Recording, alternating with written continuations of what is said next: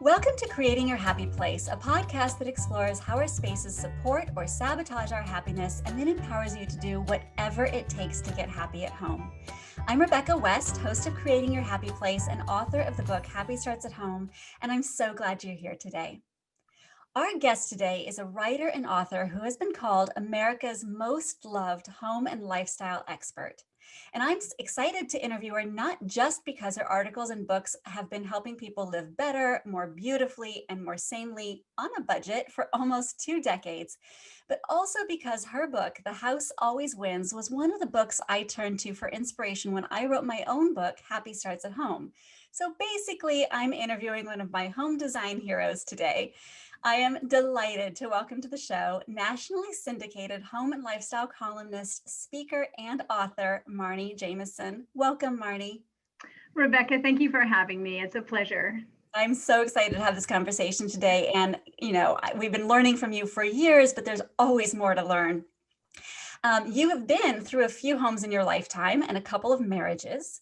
You currently live in what you describe as a beautiful, if imperfect, blended home in Winter Park, Florida, with your husband, 3 dogs, and the occasional visiting adult child.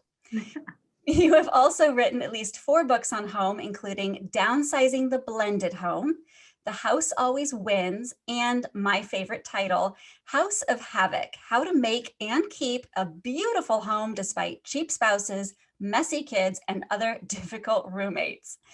After all that, what I want to know is this. What is it you've learned after living in so many homes and writing so many books and articles on home? And what is it that you know now that you didn't know when you wrote your first book? Gosh, I've learned so much, and my houses have taught me, and you've taught me. You used a word in your book, Happy Starts at Home, transitional. And that is such a key word in how we live. It's a term in design when you get between traditional and contemporary styles, you have a transitional style. But you tapped into something that's so important, and that's a life transition and how your house changes and evolves as you do. And I think I've learned how to let go, move on, and become. And I don't know that everyone's gotten that lesson. A lot of people decorate their house, it's one and done, and it stays in a time capsule, and it never really evolves with them. And I think that learning how to let go and be open and see who you are and who you are becoming is really essential to creating a happy home and creating a place that restores and nurtures you and helps you become who you are becoming. Yeah, in your book, Downsizing the Blended Home, you said something, it was later in the book, you said something along the lines of, life moves on and you can either go lightly or stubbornly, but go you will. It sounds like some of these lessons have been earned along the way. Yes, I am not an expert on anything. I am the girl next door who's figuring it out as I go. And I might be 2 steps ahead of you just because I have a press pass and I can call a top expert on a subject and learn from my mistakes, what I should have done and what I've learned the hard way. So hope that you don't have to. And I just try to figure it out. And I figure if I am confused, then other people are too. And I just go into it honestly. And I am never the know-it-all. I am always the one that bumbles into it and makes the mistakes and tries to figure out what I should have done right. And I hope I spare other people from my mistakes. What has been one of the hardest things to let go of over the years? Yeah, so one of the books I wrote was called Downsizing the Family Home, and it's probably the biggest seller and the most popular. And I learned it when I took care of my parents' house that they had lived in for 50 years, and it was the only house I had ever known and grown up in. And they moved into assisted living, and I'm the only girl in the family. My brother was taking care of the financial stuff and helping them get relocated, but I was in charge of clearing out that home. And everyone, it's a rite of passage. Everyone will have to go through it at some point to clear out a parent's home. It might be an in-law's home, it might be an aunt or uncle or grandparent's home, but to have your hands on the things that meant so much to them and make decisions about what to do with their history and to be a responsible steward of their past. And yet you can't take it with you. You have a fully loaded house yourself, and you can't load your house up with the things that you would love to keep to hang on to them. I think that was one of the hardest lessons I have ever been through. And I learned so much in that process. And I drew on experts, grief counselors and estate planners and financial advisors and design experts, decluttering experts, all sorts of things on how to let go. And I think that you have to let go of the past and keep a few things and mementos of your parents, but you can't keep it all. I think that was a hard lesson. What was one of the Oh, you blanked out on there. What was one of the things you didn't eat? Pearls, my mom's pearls. So I say keep the little stuff, the precious and the few, keep the pearls, not the piano, because these are much easier to store. So a little piece of my mom goes with me a lot. So smaller things. I have my dad was not a smoker, but he worked in a cigar factory as a young man. And I have a cigar box from that time in his life on my desk. It's my pencil holder. So things that are small that they touched, that they wore, that were meaningful to them. But I tried, and I have a painting, but I tried to leave the big stuff behind, not the pine chest. I left that behind. Yeah. Now you also have blended your other book, Downsizing the Blended Home, was about getting married as an adult and trying to merge two lives. I don't know how long it's been since that was written, because writing and publication dates are not always the same thing. How has that journey gone? Because in the book you went to the happy yellow house and then the happier yellow house. Are you still in the happier yellow house? We are in the happier yellow house. It'll be 3 years this Thanksgiving, and it's going very well, thank you. We've been married 5 years, and the book was published in 2016. So I was writing it sort of in real time, and then it got published. So yeah, I learned a lot of lessons when I cleared out my parents' home and letting go of things in my past that meant things to my parents. And that was a really big journey. And then I moved, you probably recall, I was a live-in homestager. I went through a divorce about the same time. I moved out of a big family home in Colorado to Florida. And I brought some things with me, but I became a live-in homestager. I lived in high-end homes that were having challenges selling, and I decorated them with my belongings, and I lived beautifully and cleanly. You could show the house at any time of day and it would look great, which was a bit of an effort, I admit. And then when that house sold, I would do it again. So I lived in 6 houses over 4 years. I got really pared down. I got rid of a lot of stuff because I looked at everything and said, do I want to move that box of books again? No. So dishes, everything, clothes, I just really pared down. So I was lean and mean. And then I started in the dating world again. And I met a wonderful man who was a widower, and his wife died. And so therefore he had the whole house. He had everything, and he hadn't moved in 17 years. So he had a lot of cleaning up to do, but it felt unfair to him because I'm like, hey, I already cleaned up. It's your turn. And he's like, well, how come I'm throwing everything away? So we had some discussions, but we were both really motivated. But I had enough furniture to fill a house, and so did he. And the styles were very different. And it's the home design columnist. I was like, oh, honey, I got this. I can just you don't worry about it. I'll just you decorate, you just go to work and it's okay. Well, wait a minute. And then I realized he actually had thoughts and opinions and wanted his stuff to be reflected too. So that became a very eye-opening time for me. Talk about what your books teach you. I had to really be humbled and really stand down and say, look, this isn't about, I know more than you do. This is about making sure he was reflected in the home. Mm-hmm. And he said a very key thing to me. I don't want to feel like I'm living in your house. Yeah. Noted. So I needed to make room for him and his look and his feelings and his artwork and his, what really mattered to him, and make it blend beautifully, which was not without its hiccups. Yeah, and anybody who's going through that, I can't recommend that book enough. You really, through your own personal journey, share a lot of tips and tricks for how to go through the journey. It's not just a biography of your experience, but it really does help other people take that same journey, hopefully more successfully than they might without experts. Which actually brings a question to my mind. So as a journalist, as you said, you have access to people that not everybody has access to. And a lot of people never think of hiring experts, or maybe they feel like it's not, in their budget to hire experts. Obviously, you've done a lot of research, partly because you're a writer and you want to have as much information for your readers as possible.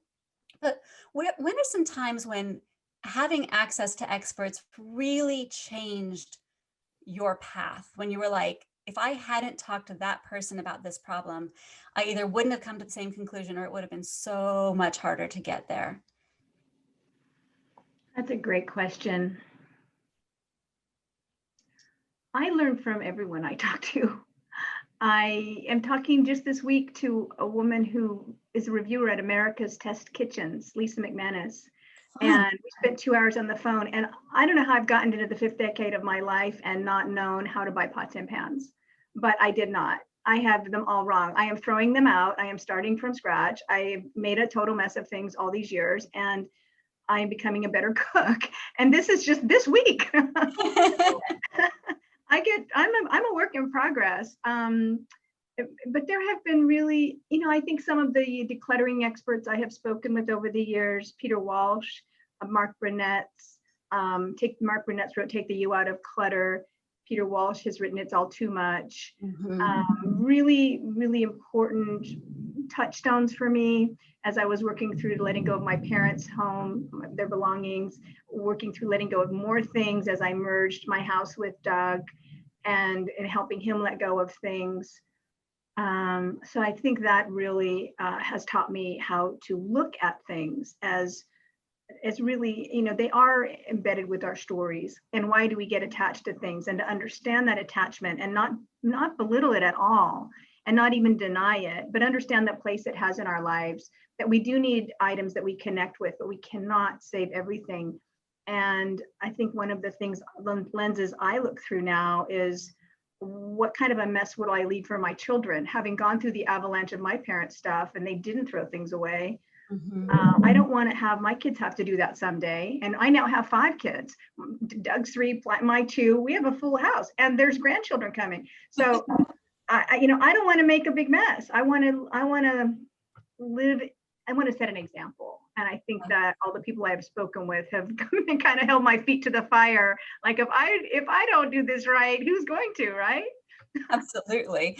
And it sounds like, as I read your books and just hearing you now, it's like life lessons. So they're talking about clutter, but you're talking about how to honor other people and how to have conversations that aren't so charged emotionally. And like, these things go so far beyond the home. So you're learning them because you're trying to figure out how to deal with throw pillows or whatever, but it sounds like it has far reaching application.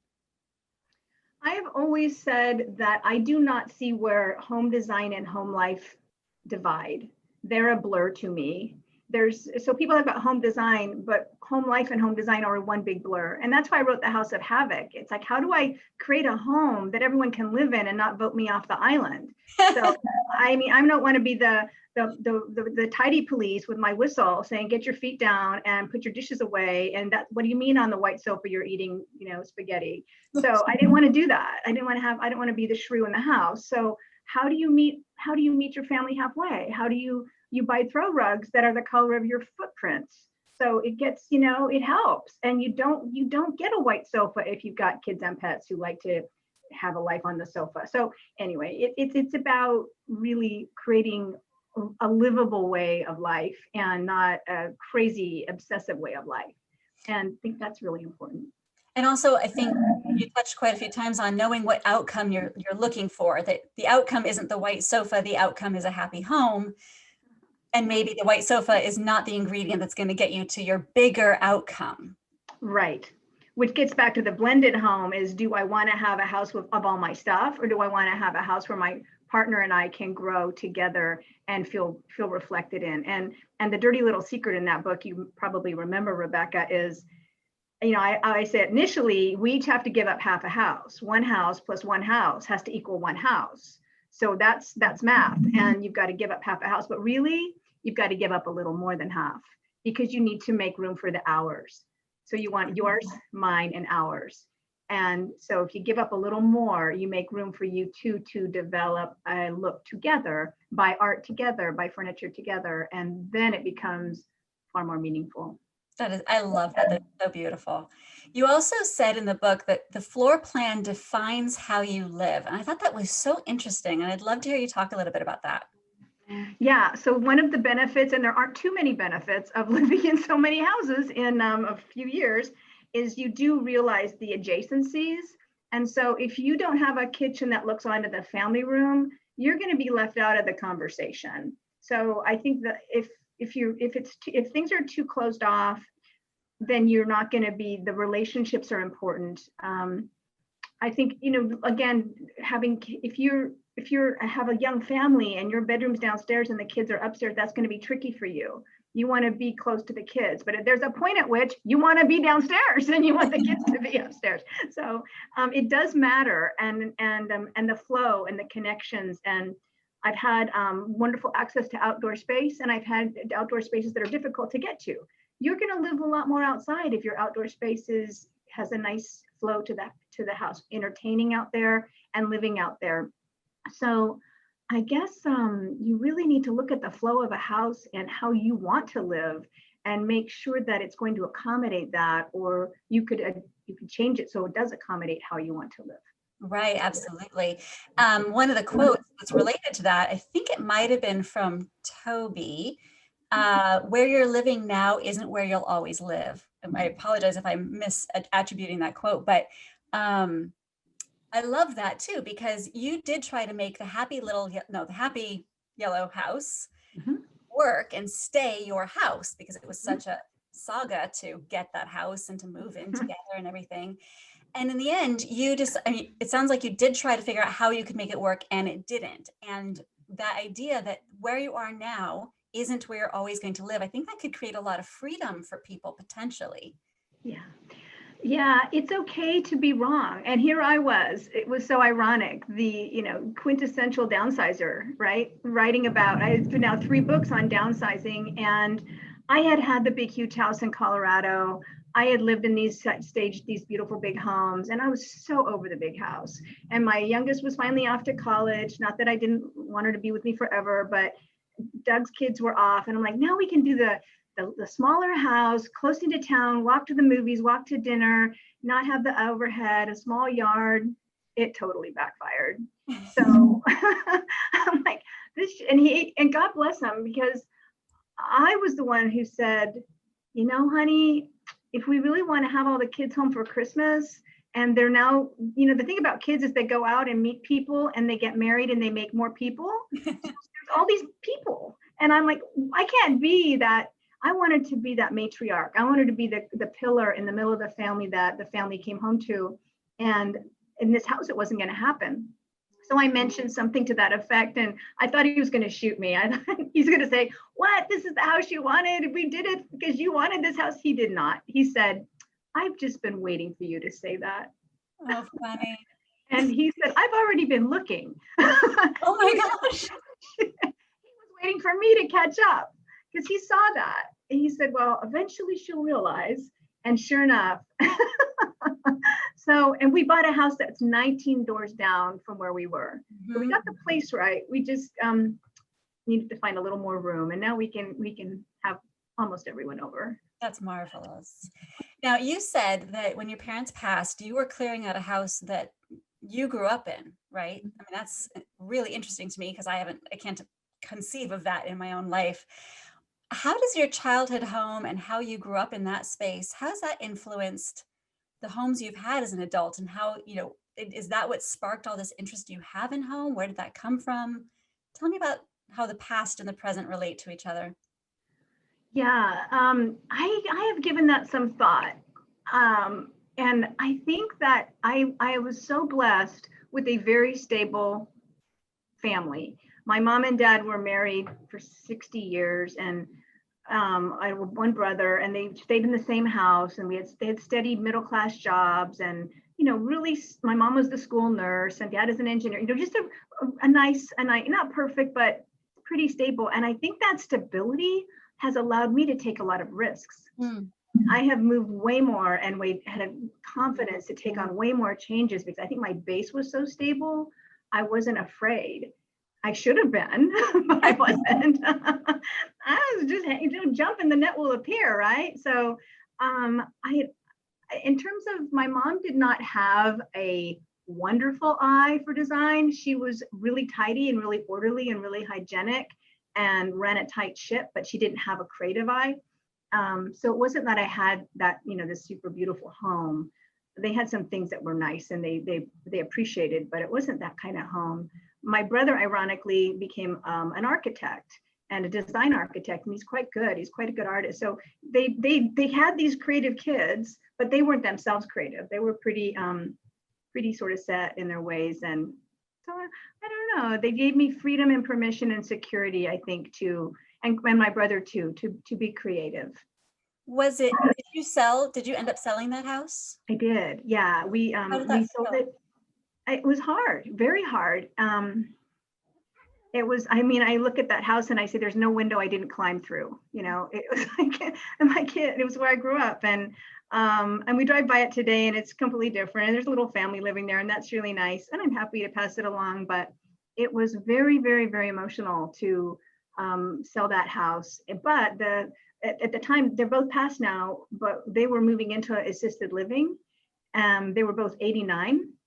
And so they'd gotten up in years. And so when I sold the house, the idea was it was to pay for their long-term care. So it wasn't as interconnected to their passing as it would have been in the other way. Exactly. So it was for them. And then when they passed, of course, it became a family asset. But that was the goal. Yeah. When you think about both your childhood home and then just all the homes you've lived in, what rules did you once think you had to follow that you no longer, or you discovered you don't have to follow? And what happened when you stopped following them? Yeah, so I think being the live-in homestager was really the most informative and educational. I had these rules that certain things in a room had to go together. Like, oh, this is a family room piece of furniture, and this is the living room piece of furniture, because that's where it always was. But as I was starting to stage different homes, I had to reshuffle the deck every time. And suddenly what used to be a cupboard that I had dishes in became a piece in the library that I put books in, became an entryway piece that I put art in. So I think the ability to move things around and reshuffle the deck, and that this art doesn't always have to go over that table just because it always has. And to see, it's really a really refreshing feeling for your own eye and your own ability to appreciate what you have, is to move the chairs around and shuffle it up. And I guess that's what's really liberated me. And poor Doug will come home and I'll have moved all the furniture, and he's like, wait, I'm like, I just had this feeling that this might look good here. Let's try it. So I don't know. I think that permission to break down some of those rigid, how you see things and how they can be, give yourself permission to, what's it going to hurt, right? Maybe your back, you're moving on, but just try new stuff and try new paint colors, and the difference throw pillows can make, or an area rug, or small changes with big impact. And again, when you're home staging, you need to really those details really do matter, and they don't have to be that expensive, but they can be transformational in a room if you just change up a little bit of color accent. Now, I know that you had a stable upbringing, so you were allowed to be creative, which is marvelous. But with creativity comes mistakes. And I've certainly done some things in my own home where I'm like, well, that didn't work. What do you have on your list of things where you're like, yeah, won't do that way again? Well, the thing I have definitely learned is don't buy more house than you can furnish. I think that people have this idea that they'll just get this big house and they shoot for as much house as they can afford, and forgetting that one designer told me that it's about 30% of the cost of a house you should spend on furnishing it. And not very many people have that left in their budget once they buy a place. And it really grates, and it kind of just eats away at you when you live in this house that you can't furnish. It's so sad. And you're like, you go buy these big houses with these plastic lawn chairs out front. You're like, what happened here? You can't afford to get the nice patio furniture because your mortgage has got you so strapped. So I just think, don't worry about big. I would rather have a jewel box that's just really beautifully taken care of and so totally nicely furnished with every detail than some big cavernous place that it's just overwhelming to me. So I think that's a big backfire. Well, and you also mentioned okay, so people should read the book because it's hilarious. You also talk about your wedding, and you hosted your party at your house right before the wedding. And leading up to that, because the house wasn't furnished yet, you had to finish the house. You found a rug, and then you're trying to tie it all together. And you said something like your friend was helping you, and that you're like, the rug doesn't go. And she's like, of course it doesn't go. There's nothing for it to go with. Like, you haven't furnished the house. What did that mean? What does it mean to truly have a house feel like a home? Oh my gosh, that was such a fire drill. You're cracking me up because it was insane. And here I am, I put this pressure on myself because people say, "Oh, Marni, I would never have you over to my house because you know so much." I'm like, "Oh my gosh, I don't want to have you over to my house." And when it's people like, "Well, I feel like I have to live up to myself," and that's really not easy. So, um, so we did get this fantastic area rug, and an area rug is a really great place to start pulling from. It's got curated color. That means the designer had already figured out what goes together. So there's your roadmap. So start pulling that out in art and candlesticks and placemats and lamps and whatever. So we finally found this beautiful rug, and it was just misfit because it didn't go. It had these peacock blues and golds in it, and so, shoot, if I didn't end up painting the entire dining room this peacock blue to balance out this rug, and then have some more art put over here. And it was all started with a compromise. My husband wanted this crazy modern art that had the colors in it. So, okay, fine. So, I mean, it's like 5 days till our wedding, and I'm worrying about painting and decorating instead of, anyway, it worked out. But I think it's important to have a sure hand on a house, and you need something to run with, a great fabric and a throw pillow, a great piece of art, a great area rug, something that already has curated color. Again, that's the ability of designers have already put colors together that work. And if you pull from that, you really can't go wrong. So finding that one inspirational piece, I don't recommend you do this 5 days before your wedding, but and if you're decorating a house or a room, you find that one piece that really sets the whole thing in motion. And you said in that process, your friend helped you see that you had furnished but not finished the house. What's the difference between those two things? That's such a great distinction. So anybody can throw sofas and chairs and lamps in a room and make it function. But in terms of wrapping it, it's like the present, like the box without the gift wrap. You do need to get all, and the box is the important thing, and what's in it is the important thing, but the gift wrap is the presentation and the bow, and it's that detail.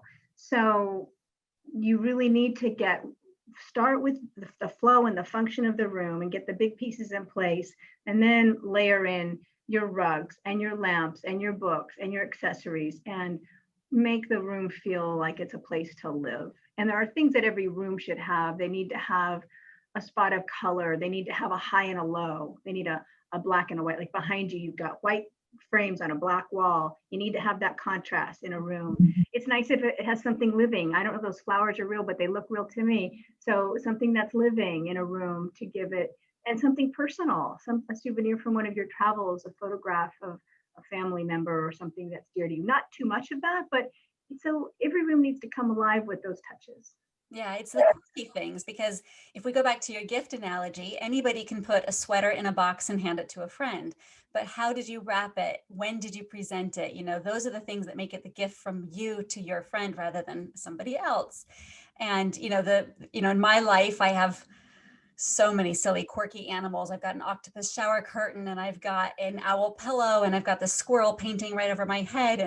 And those are the things that if you walk into my home says it's definitely Rebecca's home, not somebody else's. And for me, that's part of that finished rather than furnished aspect. What makes it not a hotel room? And it's the silly random things that just are Personality. you. Yeah, the personality.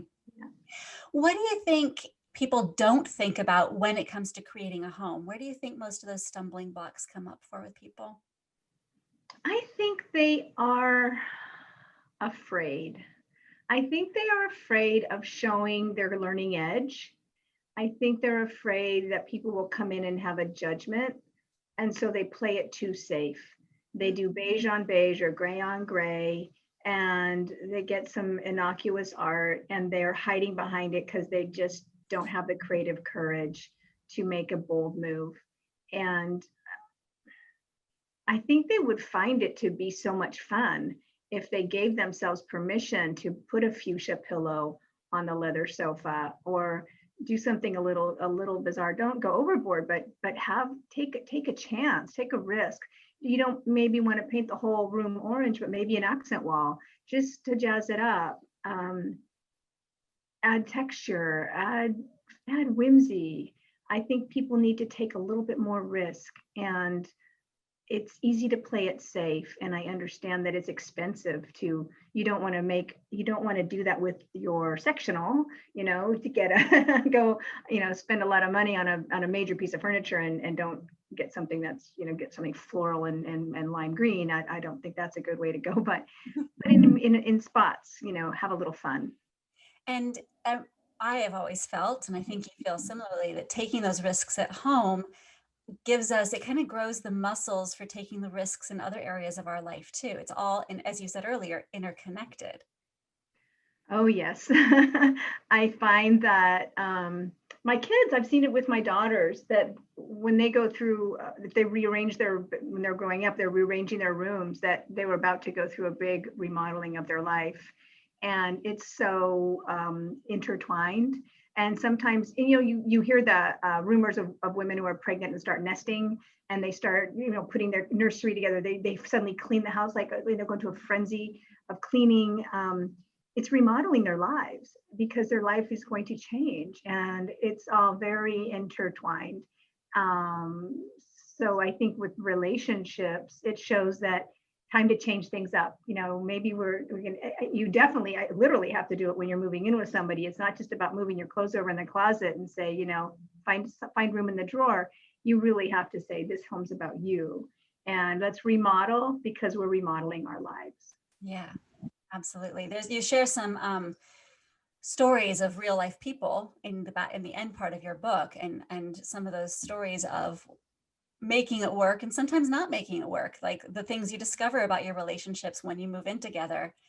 There was one couple in there that moved in together, and through that process figured out it wasn't for them. I thought that was really interesting. Yeah, and they're still together. It wasn't a mistake. It was a mistake to be in the same house, but it wasn't a mistake to be together. And there's a trend. I'm not part of it, but I really love married life and living with my husband. But it's the LAT trend, living apart together, and it works for a lot of people. There's no thermostat wars. The person who snores, whatever it is, that it makes you not want to sleep over. They have their own space, and it works out. It works out. It just goes to show that whether it's a relationship or a home, there's no rules you have to follow. The dining room can be the living room, and you can live apart together. Like, just figure out what's going to work for you and then run with it. There's no right or wrong. Do you think that your home is really connected to your sense of well-being and to your sense of self? Oh, absolutely. Absolutely. And I think that your home is the first place where you feel that something's wrong. If there's something that's just not working in your life, you feel it at home. And I think you really need to tune in. Your home will talk to you all the time and tell you, this is not you anymore. This is not what you need to be, how you need to be living now.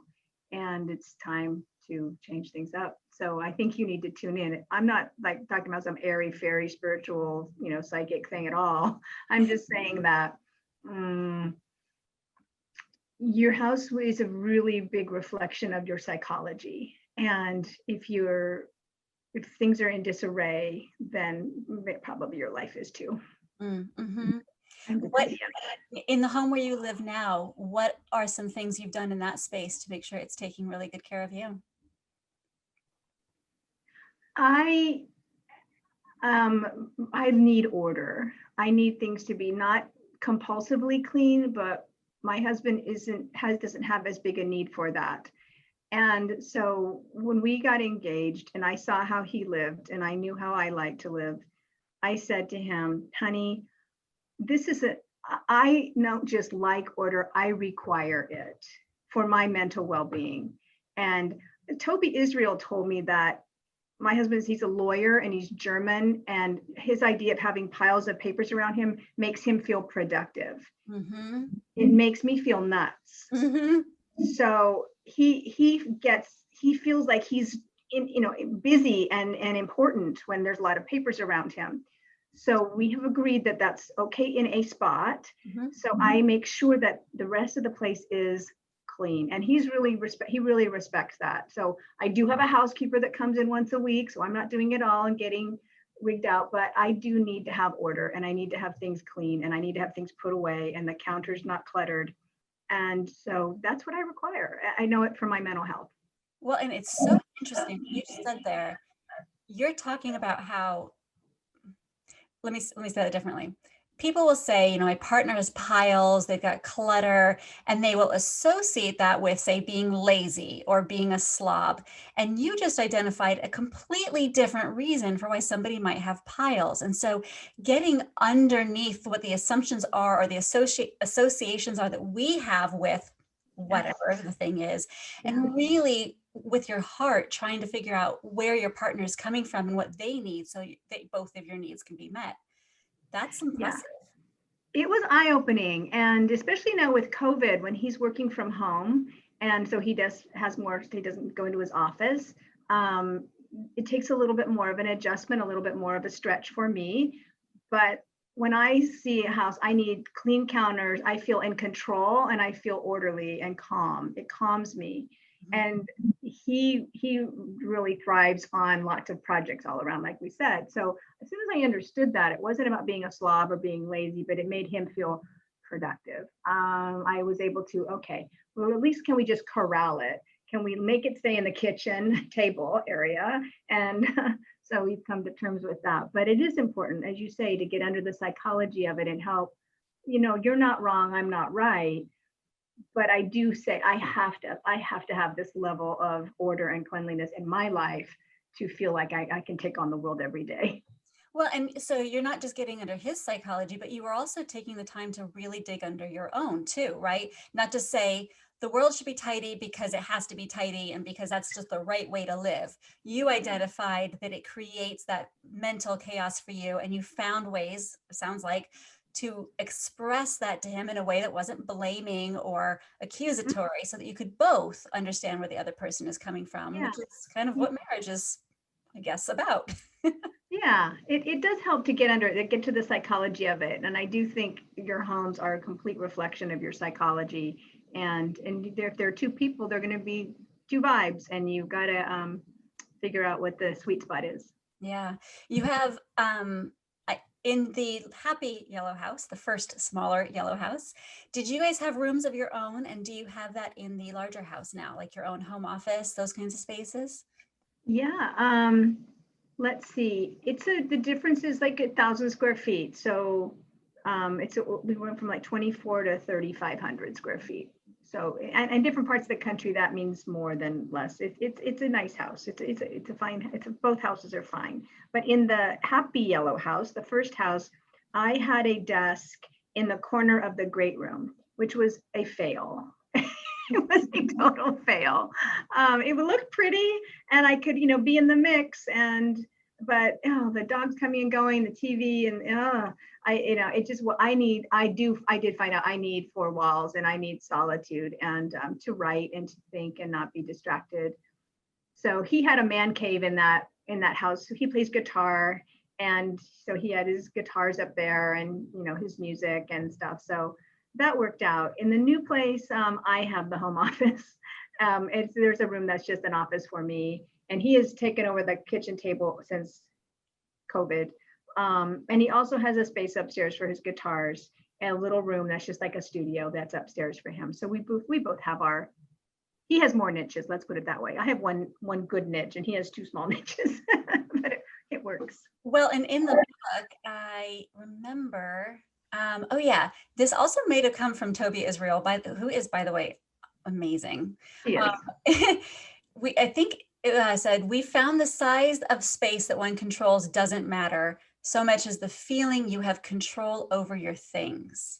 I found that very profound, right? So you just said he has more niches, you have your one room, but you do have your room. And I'm guessing that that's pretty important.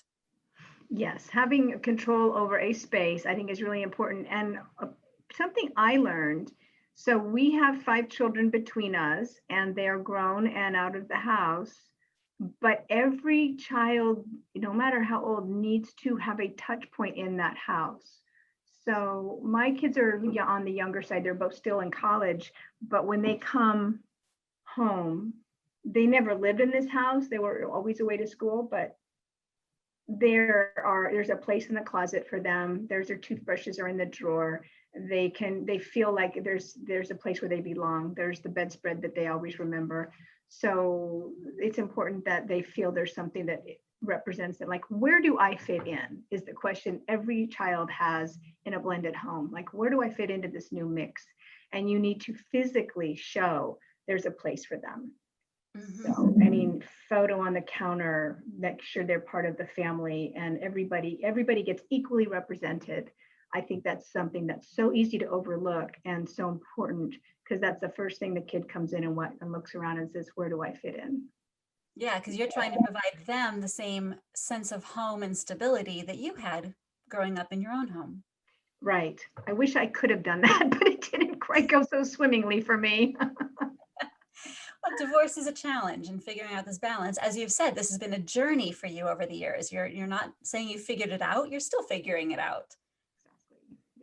Yeah. What is one thing in your home right now that makes you seriously happy? Gosh, well, my husband. I guess that's the best answer. So much. I love my home.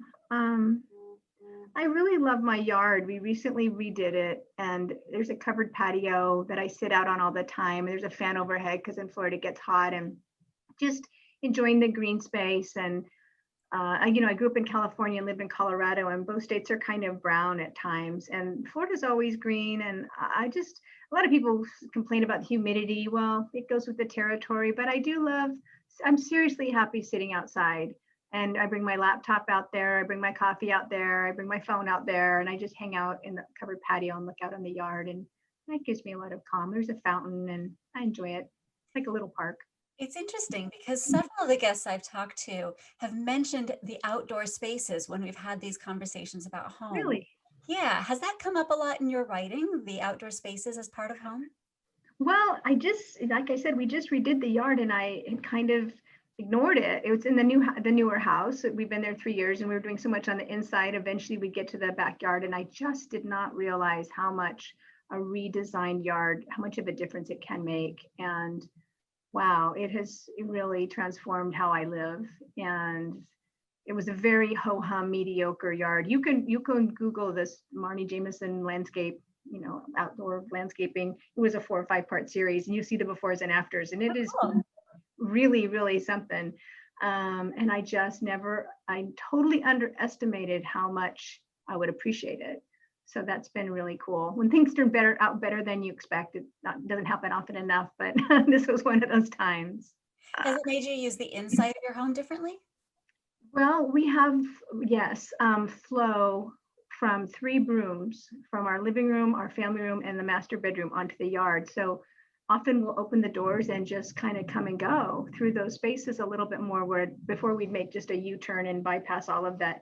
Now we come and go a little bit more. Of course, our air conditioning bill has gone way up because we leave the doors open all the time. So that's been a problem. I got to fix that. That's funny. So what advice would you give to someone who's trying to create their own happy place? Mm-hmm. Don't copy anybody else. You are a one of a kind. And so there's that. I think that you really need to go look around what makes you seriously happy. You asked me that question, but there are pieces of furniture, a handful, paintings that it would break my heart to lose or to live without. So make sure those have a place, and your partner too. If you're making a home for both of you, make sure they have the things that they matter. It doesn't matter how big they are, but like Doug has these Cochina dolls from a time he spent in Arizona, and they're important to him. So they're not big, but they're important. So really showcase what matters, listen to what matters, but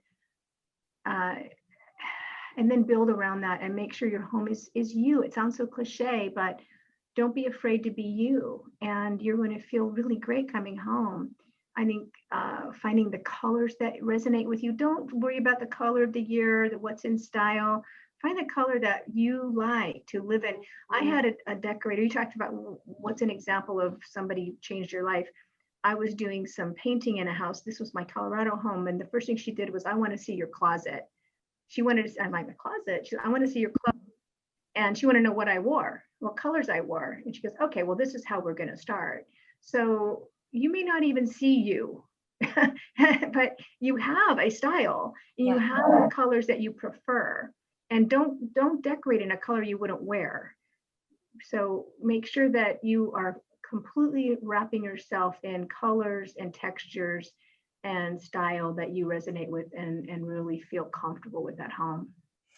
Color seems to be an important tool for you too. You've mentioned in the book that color is a really powerful tool for pulling together two disparate design styles. So when talking about blending a home. So it sounds like color, and paint maybe especially, is one of your secret weapons. Color is the great unifier. Absolutely. And so if you have traditional furniture, which I did, I had more French traditional, and my husband had more chrome and black leather.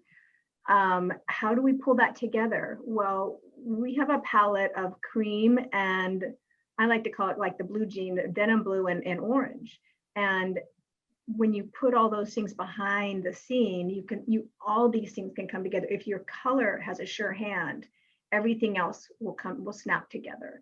So get your place furnished, even though it's a modern table and a antique Bombay chest. Have a color that brings it together. If it's red, red pillow on the sofa, red vase on the Bombay chest, red in the accent rug, it's going to work. So there's hope. There's hope. Yeah. And look at you with color. When you went through your transition, you got rid of the burgundy and you went to the pink and the lavender, and then you found a man and you wanted a not have such a man repellent interior, so you went with the turquoise and brown. And you got to design for who's living there. So, and if you have a pink bedroom and you're going to get married, you want to probably change it to green or something that's a little bit more unisex. Well, and I think that was what I felt in your whole book was let go of the chapter you're leaving and embrace the chapter you're going into. And you really seemed to do a good job of acknowledging that it's very bittersweet. It is a loss. You are leaving something behind. So you have to really feel confident that what you're going towards is maybe not better, but just as good. You're making room for that thing that's just as good. But you have to, it sounds like from your book and from what you're saying, you have to let go in order to make room. So the piece of information I'm constantly reminding myself is that I only get the present once. And if you live in the past, you're going to miss the present. Mm-hmm. And life goes fast enough. And if I'm busy clinging to my Girl Scout uniform, I am missing who I am today. And it is, and yes, I can bemoan and mourn the loss of my little girls being home with me, and now that they're out on their own.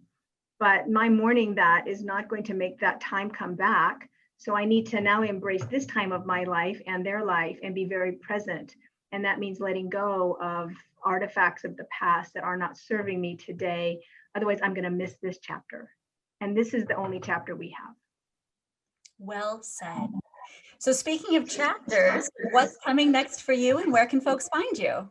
Oh gosh, well, I have a new book coming out next year. It's called What to Do with Everything You Own to Leave the Legacy You Want. So it's getting your life in order so the chips fall at some point, they go the right way. And that's that I learned a lot about. I had to do a lot of research for that one, but that's coming out in the spring from The Experiment. And people can find me at marnijameson.com. I do write a weekly column, and if it isn't in a paper near you, that it's a syndicated column, I post it 3 weeks later on my blog. And my blog is free, and anyone can subscribe to it. It's at marnijameson.com/Marni's blog. So find it, subscribe, and you'll hear from me every week. And I hope that's fun for you. That's fantastic. Thank you so much for sharing your time with us today. I've really, really enjoyed talking with you. Oh, Rebecca, I've enjoyed it so much. We could be fast friends. I know, it's just, if only you weren't in Florida and I weren't in Seattle, but I guess with COVID, couldn't be doesn't farther matter. All we apart. need is Zoom. We got to meet somewhere in the middle. Exactly. And to our listeners, I hope you enjoyed this episode of Creating Your Happy Place and that you feel a little bit more encouraged and empowered to make your home your happy place. If you feel stuck, please do check out my book, Happy Starts at Home, or any of Marni's books. They are all filled with tips, tricks, stories, and exercises meant to help you figure out why your home might not be working for you and identify what needs to change. And if you have a specific design dilemma in your home, you can also reach out to my team at Seriously Happy Homes, because thanks to the magic of the internet, we can meet with you over Zoom to help you out no matter where you call your home. In the meantime, no matter where you call home, how big it is, how small it is, who lives with you, or anything else that's creating the happy little stew that makes your life, I hope it makes you seriously happy. Until next time.